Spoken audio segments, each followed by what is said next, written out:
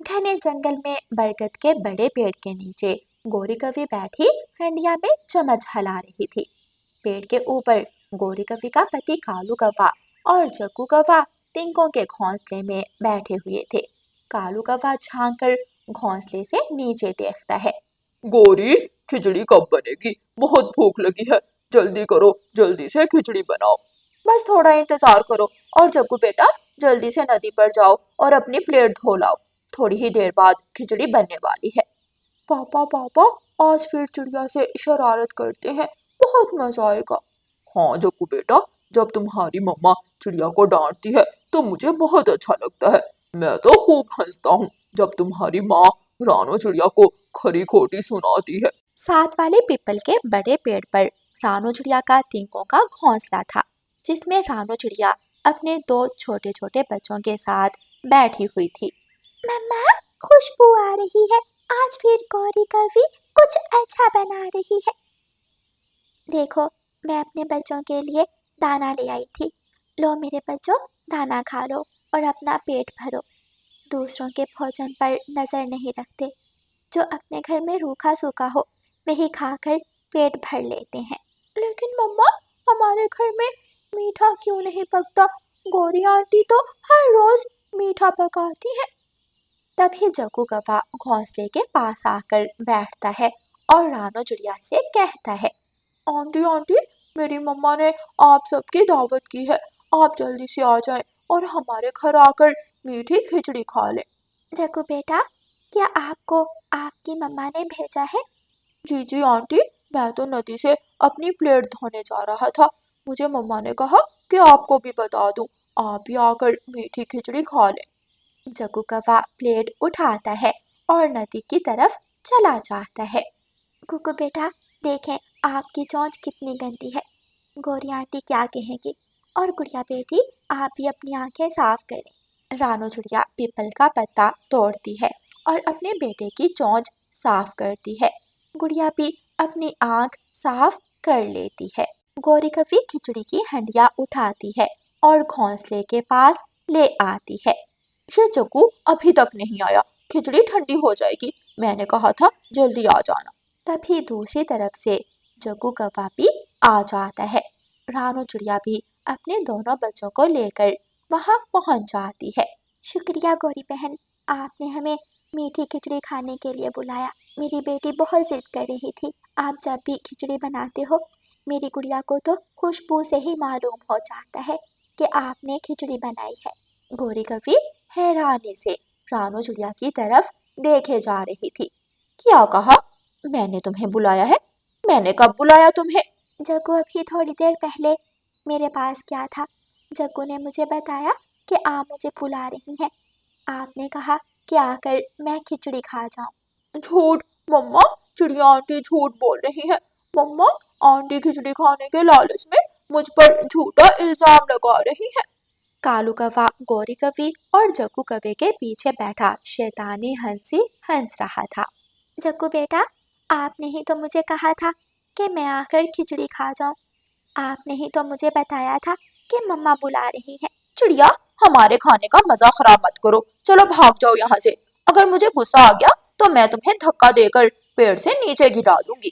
चले मम्मा, हम अपने घोंसले में चले। गौरी आंटी तो गुस्सा हो रही है। रानो चिड़िया शर्मिंदा होकर अपने बच्चों को लेती है और वापस अपने घोंसले में जाकर बैठ जाती है। गौरी कवि खिचड़ी डालकर कालू और जग्गू कव्वे को देती है। दोनों बाप बेटा खिचड़ी खा रहे थे और चिड़िया की तरफ देख देख कर हंस रहे थे। मम्मा मम्मा, देखे देखे, कौवा अंकल और जग्गू हमारी तरफ देखकर हंस रहे हैं। बेटा कुकू और गुड़िया, आप अपना मुंह दूसरी तरफ कर लें। चले, मैं आपको कहानी सुनाती हूँ। हमें नहीं सुननी कहानी। दोनों बच्चे घोंसले में लेट जाते हैं और अपनी आंखें बंद करके सो जाते हैं। रानो चिड़िया सुबह सवेरे अपने घोंसले से निकलती और अपने बच्चों का दाना ढूंढने चली जाती। गौरी कवि और कालू कौवा कोई काम धंधा तो करते नहीं थे। वो तो करते थे पक्षियों के घोंसलों में चोरियां। दोपहर के वक्त जब सभी पक्षी अपना दाना लेने गए होते तो कालू कौवा और गौरी कवि किसी न किसी घोंसले से दाल चावल चोरी कर लेते। कालू, तोते का घोंसला खाली है, जल्दी से दाल के दाने उठा लाओ और मैं कबूतर के घोंसले से मीठा फल चुरा कर लाती हूँ। सारा दिन कौवे चोरियां करते। यही वजह थी कि उनके घोंसले में पूरे जंगल के पक्षियों में सबसे ज्यादा फल और दाना होता। तोता जब नदी से पानी पीकर वापस अपने घोंसले में आता है तो अपने घोंसले में दाल का दाना ना देखकर रोने लगता है। चुरा लिया, किसी जालिम ने मेरा दाल का दाना चुरा लिया। मैं बहुत मेहनत से ढूंढ कर लाया था, अब मैं क्या खाऊंगा, धूप से बुरा हाल है। तोता उड़ता उड़ता चिड़िया के पास आता है और रानो चिड़िया से कहता है, रानो बहन, क्या तुम्हारे पास कुछ दाना है? अगर है तो मुझे दे दो, किसी जालिम ने मेरे घोंसले से दाल का दाना चुरा लिया। तोते भैया, मैं तो अभी अभी घइयों के कुछ दाने लाई थी, वो मेरे बच्चों ने खा लिए, इस वक्त तो मेरे पास कुछ नहीं है। फिर तोता उड़ता है और पड़ोसी कौवों के पास चला जाता है। कालू कौवा और गोरी कौवी बैठे दाल का दाना खा रहे थे। दाल का दाना? ये दाल का दाना तो मेरा है, ये तुमने कहाँ से लिया? गोरी कौवी गुस्से से तोते की तरफ देखती है और ऊंची आवाज में बोलती है, मोटी चोंच वाले, ये दाल का दाना तो मैं अपनी माँ वाले जंगल से लाई हूँ। दिखाओ दिखाओ, कहाँ लिखा है इस पर तुम्हारा नाम? आहिस्ता तोते, आहिस्ता बोल, अगर अब ऊंची आवाज में बात की तो तेरी गर्दन मरोड़ दूंगा। मेरे घोंसले से दाल का दाना चोरी हो गया, मैं समझा तुम ही मेरे घोंसले से दाल का दाना चोरी करके लाए हो। यार कौवे, बहुत भूख लगी है, मुझे भी एक दाल का दाना खाने को दे दो। चल चल भाग जा, मेरे पास तुम जैसे भिखारियों के लिए कुछ नहीं है। तोता बेचारा भूख का मारा वहां से चला जाता है। दोपहर के वक्त कौवा और कवि दूसरे जंगल जाते हैं। वो छुपकर आम के पेड़ पर बैठ जाते हैं। कालू कौवा आम तोड़ तोड़ कर गोरी कवि को दे रहा था और गोरी कवि आमों से टोकरी भर लेती है। गोरी कवि इधर उधर देखती है। कालू, कोई नहीं है, कोई नहीं देख रहा, चलो जल्दी से भाग चले। कौवा और कवि आमों की टोकरी लेकर उड़ते हैं और थोड़ी ही देर बाद अपने ठंडे घोंसले में पहुंच जाते हैं। कौवा और कवि एक बड़े से बर्तन में पानी डालकर आम पानी में गिरा देते हैं। गोरी, बहुत दिन हो गए चिड़िया से कोई शरारत नहीं की। तुम्हें भी चिड़िया को बेइज्जत होते देखकर बहुत मजा आता है। देखना, मैं अभी चिड़िया को बुलाती हूँ। चिड़िया चिड़िया, जल्दी से आओ, मेरी बात सुनो। मम्मा मम्मा, आपको गौरी आंटी बुला रही है, देखो वो आम खा रहे हैं, शायद वो हमें भी आम देंगे। रानो चिड़िया जल्दी से उड़ती है और गौरी के पास चली जाती है। जी जी बताएं गौरी बहन, क्या बात है? मैं आम लाई थी, सोचा तुम्हारे बच्चों के लिए भी एक आम दे देती हूँ। ये लो, ये आम ले जाओ। चिड़िया बहुत खुश होती है और खुशी खुशी वो आम अपने घोंसले में ले जाती है। लेकिन जैसे ही कूकू और गुड़िया आम पर चोंच मारते हैं, वो आम एक तरफ से गला सड़ा था। मम्मा मम्मा, ये आम तो गला सड़ा है, इसमें तो कीड़ा है। जग्गू कौवा और जग्गू कौवे के मम्मा पापा चिड़िया और चिड़िया के बच्चों की तरफ देखकर खूब हंस रहे थे। उल्लू बनाया, उल्लू बनाया, मेरी मम्मा ने रानो चिड़िया आंटी को उल्लू बनाया। गुड़िया और गुगू बेटा, मैं वादा करती हूँ, मैं अपने बच्चों को कल मीठा पका हुआ आम जरूर ला कर दूंगी। आप ये आम घोंसले से नीचे फेंक दे। हर रोज की तरह कालू कौवा और गोरी कौवी दोपहर के वक्त अपने घोंसले से उड़ते हैं। चील ने अपने खेत में तरबूज लगाए हुए थे। कौवा और कौवी छुपकर बैठ जाते हैं और मजे मजे से तरबूज खाने लगते हैं। माही चील पेड़ के ऊपर बैठी हुई थी, वो कौवों को देख लेती है। माही चील पीछे से लाठी लेकर आती है और कौवों को मारने लगती है। चोर, बेशरम चोर, मैं कई दिनों से ढूंढ रही हूँ, आज पकड़ा गया, आज चोर पकड़ा गया। छोड़ दो चील चाची, हमें छोड़ दो, हम वादा करते हैं हम आज के बाद कभी तुम्हारे खेत में नहीं आएंगे। चील मार मार कर कौवे और कौवी के पंख तोड़ देती है। शाम का वक्त था। कौवा और कौवी अपने घोंसले में लेटे हुए थे। दोनों के पंख पर पट्टियां बंधी हुई थी और जग्गू पास बैठा रो रहा था। हाय, बहुत मारा, जालिम ने बहुत मारा, मेरी तो पूंछ ही तोड़ दी। गोरी, देखो देखो, मेरी पूंछ टूट गई। तभी रानो चिड़िया चावल का दाना लेकर वहां आती है। जग्गू बेटा, आपको भूख लगी होगी, ले ये चावल का दाना खा ले। जग्गू चिड़िया से चावल का दाना लेकर खा लेता है। कौवा और कौवी रानो चिड़िया से बहुत शर्मिंदा थे, क्योंकि उन्होंने हमेशा रानो चिड़िया का मजाक उड़ाया था।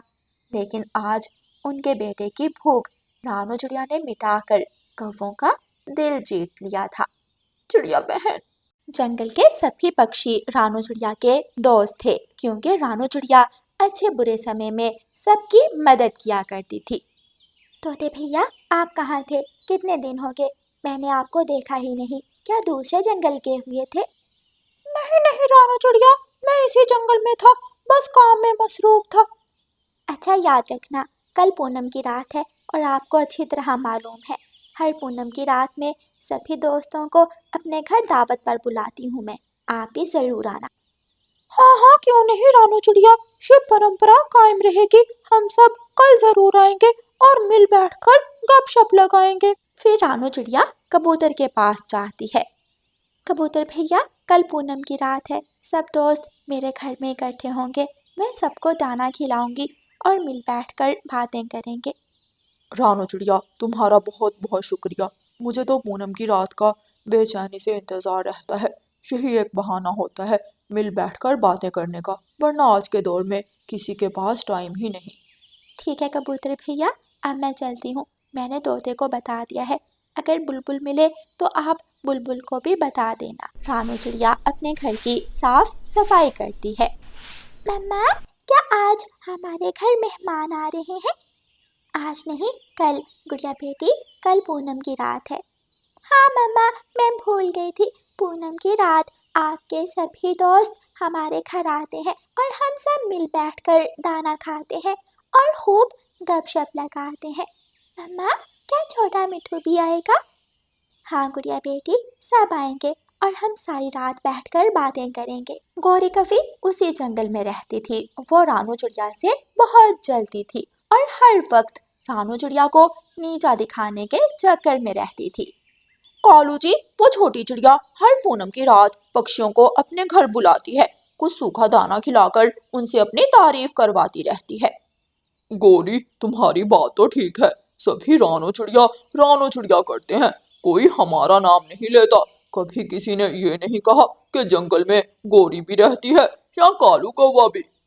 कालू जी, क्यों ना हम कुछ ऐसा करें जो कोई भी पक्षी कल पूनम की रात रानो चिड़िया के घर ना जाए। आइडिया गोरी, आइडिया, हम सबको अपने घर बुलाते हैं। मैं अपने मामा जी के बाग से कुछ मीठे फल ले आऊंगा और तुम खिचड़ी बना लेना। खिचड़ी और मीठा फल छोड़कर कोई भी रानो चिड़िया के घर नहीं जाएगा। और छोटी रानो चिड़िया अपने घर में अकेली उदास बैठी रहेगी। दूसरे रोज कालू कौवा सुबह सवेरे ही कबूतर के पास जाता है और कबूतर से कहता है, कबूतर कबूतर, आज रात हम जंगल के सभी पक्षियों की दावत कर रहे हैं, तुम भी जरूर आना। नहीं नहीं यार कौवे, आज तो पूनम की रात है और हम हर पूनम की रात रानो चिड़िया के घर जाते हैं। रानो चिड़िया हमें दाना खिलाती है और हम सब मिल बैठकर गपशप लगाते हैं।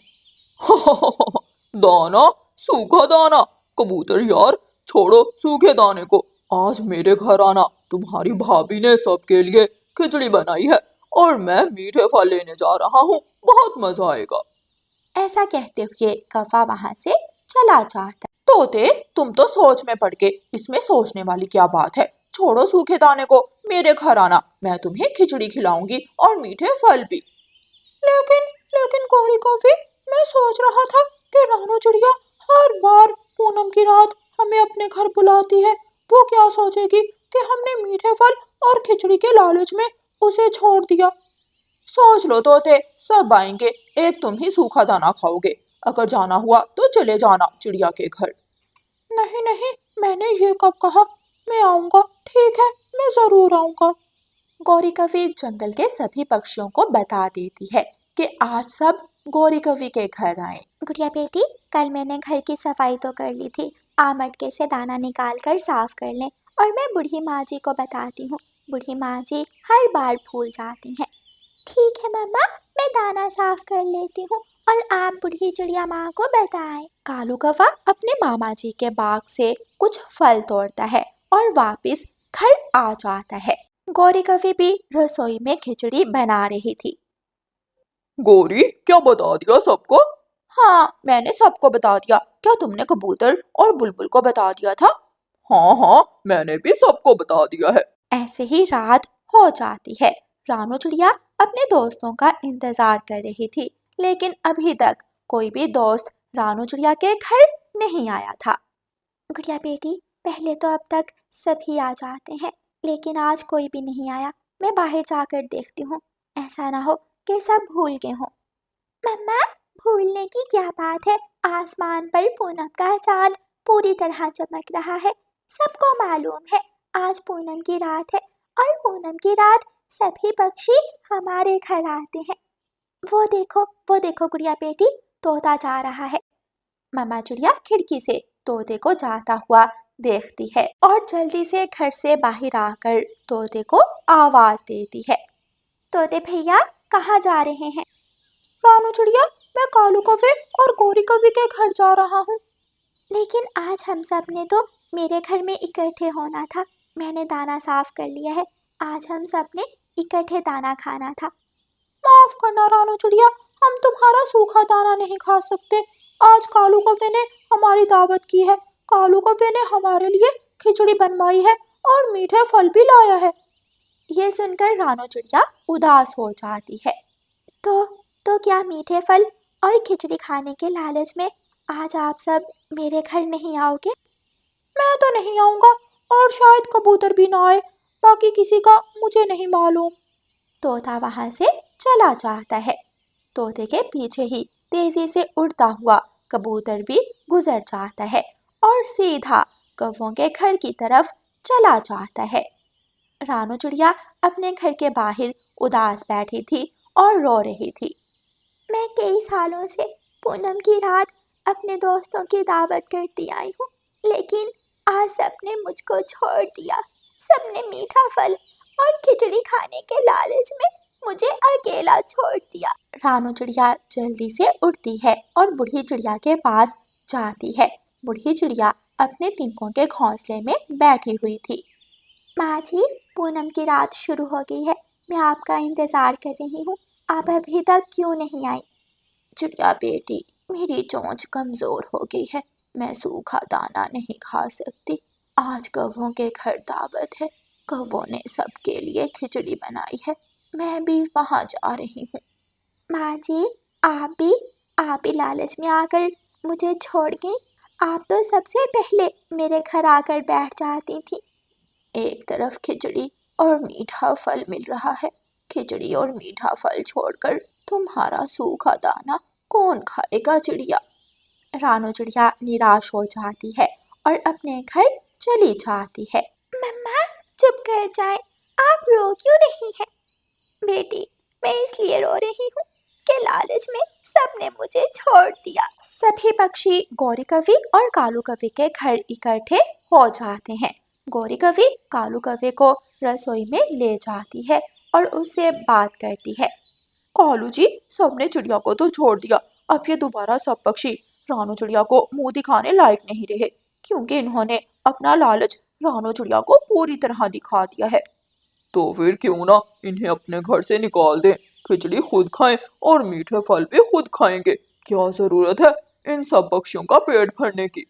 कालू, मैं भी यही सोच रही। फिर गौरी कवि रसोई से जाती है। सब मुंह बनाकर बैठे थे कि गौरी कवि खिचड़ी लेकर आएगी। गौरी, गौरी बहन, खिचड़ी कब आएगी? बहुत भूख लगी है। मोटी चोंच वाले, मैं तेरी नौकर हूँ जो तुझे खिचड़ी बनाकर खिलाऊं। चल भाग जाओ यहाँ से। और गंदी आंखों वाले कबूतर, शक्ल देखी है अपनी खिचड़ी खाने वाली। उठ भाग यहाँ से, वरना एक लाठी लगाऊंगी। मोटी बुलबुल, तेरा पेट हम नहीं भर सकते, चल भाग जा यहाँ से। हमने तो तुम्हारे साथ प्रैंक किया था और तुम सब सच में खिचड़ी और फल खाने आ गए। निकल जाओ हमारे घर से। बेटा बेटा कव्वे, ऐसे मत करो। फल और खिचड़ी खाने के लालच में हमने रानो चिड़िया को छोड़ दिया। अब तो हम वहां भी नहीं जा सकते। गौरी हंसने लगती है। इसीलिए तो मैंने ये खेल खेला था। अब जाते हो या उठाऊं झाड़ू? सभी पक्षी चुपचाप गौरी के घर से निकलते हैं। रानो चिड़िया अपने घर के बाहर बैठी थी। रानो चिड़िया सभी पक्षियों को आवाज देती है। मैं अब भी आपका इंतजार कर रही हूँ। मेरे घर के दरवाजे आपके लिए खुले हैं। सभी पक्षी रानो चिड़िया के पास बैठ जाते हैं। जब आप सब मेरे घर नहीं आए तो मैंने सोचा मैं भी कौवों के घर चली जाती हूँ, लेकिन मैं गौरी कवि और कालू कवि की बातें सुनकर वहाँ से लौट आई। फिर सभी पक्षी शर्मिंदा होकर रानो चिड़िया के घर चले जाते हैं। रानो चिड़िया उन्हें दाना देती है। सब दाना खाते हैं और खूब गपशप लगाते हैं।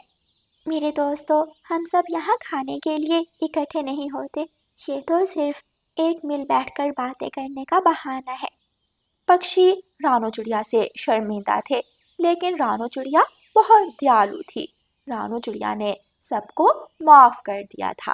प्यारे दोस्तों, इस कहानी को लाइक, अपने दोस्तों के साथ शेयर और चैनल को सब्सक्राइब करना बिल्कुल मत भूलना। आपका धन्यवाद।